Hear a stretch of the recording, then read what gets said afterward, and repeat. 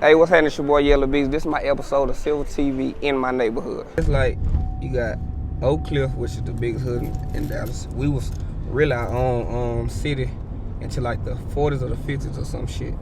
It was really Oak Cliff, Texas. I feel like when you hear me talk, you know I ain't from where these motherfuckers from or somewhere else. You gonna know his country ass from somewhere down south, maybe from Texas for sure.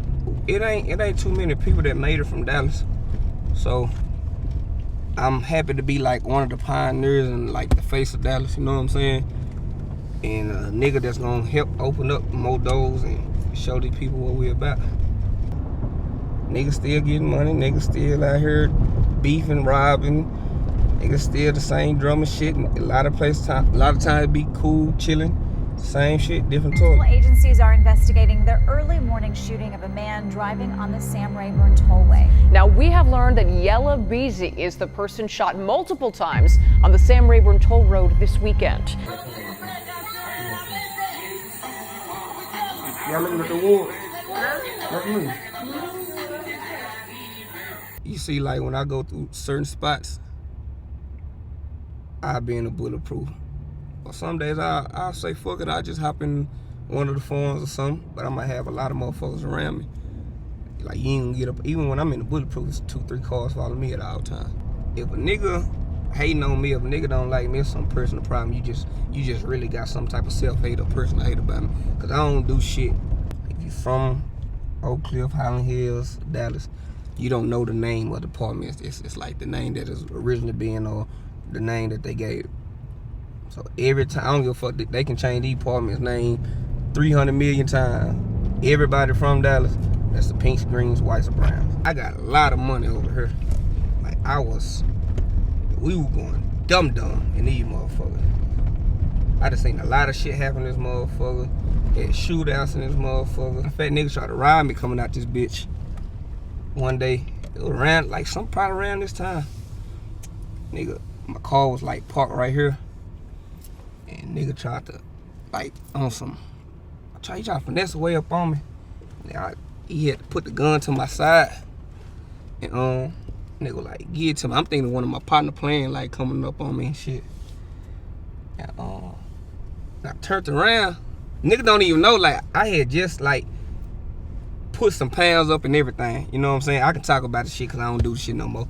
Like, nigga had just put some pounds up in my back seat. And I could tell he was rusty, whoever he was, because he didn't know what the fuck going on. So, nigga, I was like, you had it. I only had $1,000 on me. But he didn't know the pounds in the back, in the seat, whatever. So, the nigga goddamn asked me for my keys, and I started walking off. But I seen my people, my partner goddamn was reversing. And I looked over my shoulder. I was trying to see if the nigga, was he coming back. And I seen him, like, creeping low on the ground, like running back up to the apartment type shit, cause my kinfolk seen everything going on. So I had a push start Challenger, and it was like a 2013, 2014 a push start. The nigga couldn't get the car to working. Okay, well, push start, I guess he ain't know, like I can tell the nigga was a nigga who just got out of jail, who ain't up to date with the technology and none of that shit. Like, he was just rusted in a bitch. So the nigga ended up throwing my motherfucking keys back, bruh. I said, if this nigga did not take this gun from the side of the seat, his ass is grabbed. That's why the fool ass nigga left the gun right there, didn't even know. He's so nervous, cause like I say, you coming in this motherfucker, you down shit. Sometimes you might not make it about this bitch, like just straight up.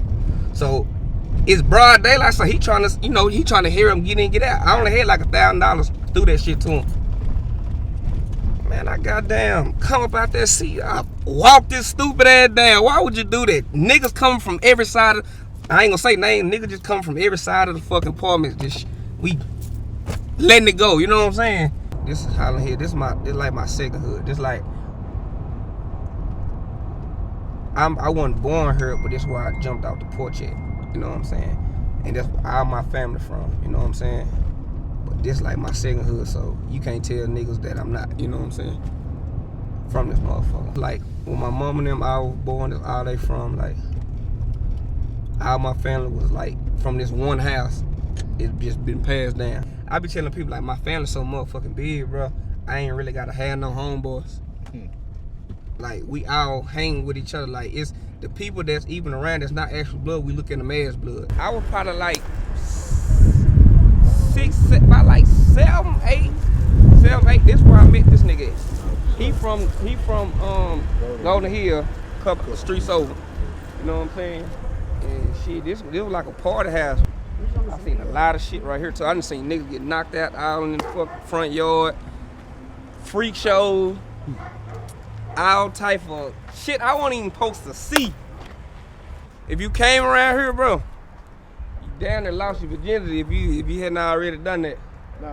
I just remember just like his shit was just dumping. Like everybody knew. Like if you ask anybody from Dallas, really, they gonna know who my daddy is. Like he kind of already had made a name before. You know what I'm saying? But he got killed when I was 12. So his legacy lived through me. Man, these Dallas streets, they know about him. His freak ass, you ain't gonna knock a nigga ass out at the same time. We at Manhattan Jewelers right now at where I get all my jewelry from. This is my guy, Malik. They give me the best deals on the jewelry. Well, I try to be ice. the best in the game. Yeah, and this is shit, so this is why I come get all my jewelry. This actually why I shot the original That's On Me video in the front of it. Like the big silver motherfucker, I hate wearing that because that motherfucker 1,000-something grams. 1,100 grams. Yeah, 1,100, yeah, whatever shit. The piece, I don't know, like all that shit be heavy, so I just try to wear the shit the lightest. We ain't doing no SIs, we ain't doing no CBD, we ain't doing none of that. We gotta go the best. We going the very best every time. Tell them fake watch busters to pop up on me. Tell them bring the diamond tester. I'm one of the rappers when you see him in person, like my jewelry look how it look on, yeah, it ain't one when you see him it be foggy look, nah, none of that. We gonna have the real deal every time. My first was a Rolex. Yeah, a Rolex. Matter of fact, I think all us, most of street dude, we start out with the two-tone or the gold. Start with the two-tone there. Yeah, then you go to that. Then you go to the gold. And then you made a big jump and got an AP. My newborn, he just gonna get my first biological son watch. He 3, so I'm just get him another one. And I got a stepson, he finna be 11. So I told him I'm gonna get him a watch for his birthday, but he just so, see, even with my little boy, I keep his jewelry. You know what I'm saying? My stepson, he just he a kid. He'll lose anything. He'll lose his head if it wasn't on his shoulders, I promise you that. At first I was wearing the Versace chain. That ain't real, that's plated, right? Then we got the piece after that shit. That was like, 2016? Hell nah, way before that. You tripping. That 2016 when you came and bought that Rolex. Yeah, that's what I'm saying. Like, nigga, that had to be like 2014 or 15. It wasn't, shit, I knew it when I was there when it got leaked. Yeah? Yes, I was at the house. And I was recording my BM in front of me, and I was, her hair was looking like wild. And I was like, hey man, y'all come get, I was playing, finna put it on Instagram, like on my Insta story. And I was like, hey, y'all go get, come get my jigaboo ass baby mama. And she was like, keep on playing, I'm expose your ass. But she was like on some playful shit. And I had, she was at the part where all you gotta do is like upload it to like the story part. And I tried to grab for her like we were playing, and that motherfucker hit send. And when she seen it was upload, she tried to cut the phone out, but that motherfucker still uploaded. It was on there for like 2 minutes, like 3 o'clock on a weekend. They still grabbed that motherfucker. Shit, I was feeling straight with it. The experience, it was just, DM catching a lot of more bodies. I don't give a damn what the niggas say. Them women, hey man, they fucks with your boy. Younger, I used to go to a lot of, I used to go on the Grove, and my uncle used to come with her too though. Like I started coming to Rodney, how old I was, about like 16, 17? About 16, 17, on and off, and then like, about like the last, what year you think we just like locked in? Yeah. About the last 6. Yeah, about the last 6 for sure. His nephew was like one of my closest partners. Like we used to go to the club when we were younger. We used to hit him up on the weekends too. We'd be doing our thing, but you had to kick in some money. He should roll like a trap. No kizzy. It was the Shad. And then I went to the, what's that, South of France, and now I'm fucking with the Braves. We can't do shit really, like for like the artists. So we just gotta sit back and just look at this shit. So you gotta be patient with that, cause we used to being on the road like 3-4 days a week doing shows. We ain't make no money off this shit. What, like in a year and a half now. So shit. Oh, and that I'm financially stable. I ain't blow through my shit. You know what I'm saying? I don't blow through money like that. Like I invest my money and shit. So like I can say I got good money management. Cause a lot of rappers kind of struggling right now.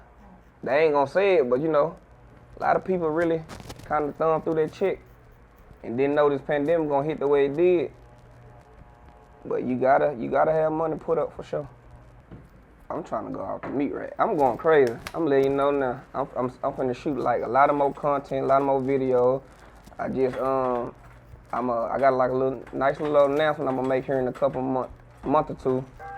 Like too many people don't know about it yet. Like I'm pressure. I'm put my foot on these niggas' neck. I just want to know, do they want the Gucci boots, the designers, or do they want some goddamn steel toes? It don't even matter. I'm putting it in their face, man. Actually, I knew Erica because she was signed to my partner, Lil Ronnie, before she got with 1501, so I had already been hearing about her.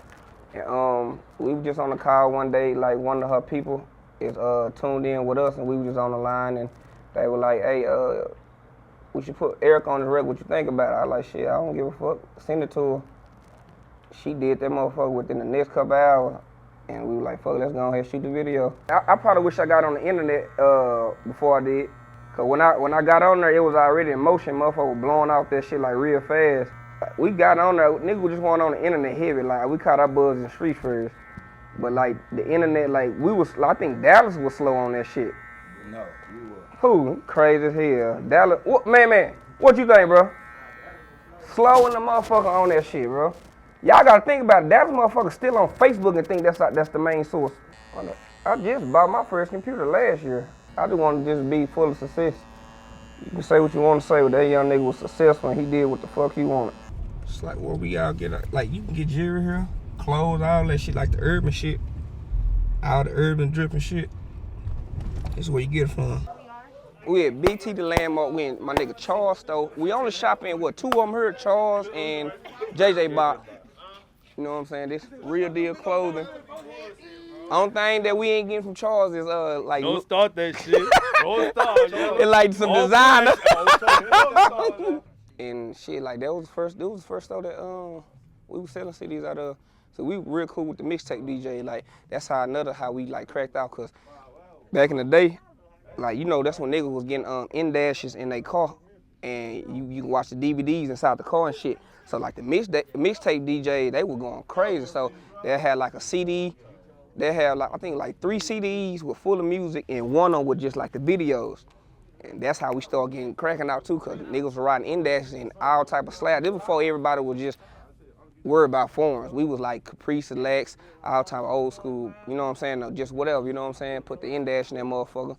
And shit, that's how we wanted to ride. Like we were, instead of the regular song, sometimes we were doing the video. And that's how a lot of my shit got to cracking out. Like they putting my videos on the mixtapes and then the songs, shit. Everybody came Big T to get all the CDs and shit. Like motherfuckers come all across town with just getting that shit. Probably slowed up a little bit because niggas ain't really just used, like the older people still fuck with the CDs, but you know, the young ones, we online with it. We act like we on some real live celebrity shit like we already made it. We sit down, they'll grab people type shit. I sign the CD, sign some posters, give it away to their ass. Line everybody up. Like you walking by, hey, come holler at my little woo. I sit down, sign that shit, take pictures. We was already like manifesting that shit. Be smart, make the right decision, stay out the way, try to succeed. Like it's a bigger picture than what you already seen and whatever you're going through in life right now. It's for sure a bigger picture, so don't let whatever you going through or what you seeing right now dictate or determine your future. Like you can shake up about that shit. You really gotta love yourself, cause a lot of motherfuckers ain't gonna love you and fuck with you until they see other motherfuckers doing it anyway. So I won't even trip on your homeboys or homegirls not accepting you or just supporting you off the back like they should, because that's a story of a lot of successful people. They don't get it, you know what I'm saying? And until other people start supporting you, they ain't gonna support you on a lot of cases. And I ain't no least favorite part. Like, we rep this shit to the end. Like, it ain't nothing. I wouldn't even take back nothing nothing about it. Like, it made me who I am, and like all the shit that I seen and been through, it was for a reason. You know what I'm saying? So if I ain't go through that shit, I wouldn't know how to handle a situation that I handle now. You know what I'm saying? So I wouldn't even take nothing back, really.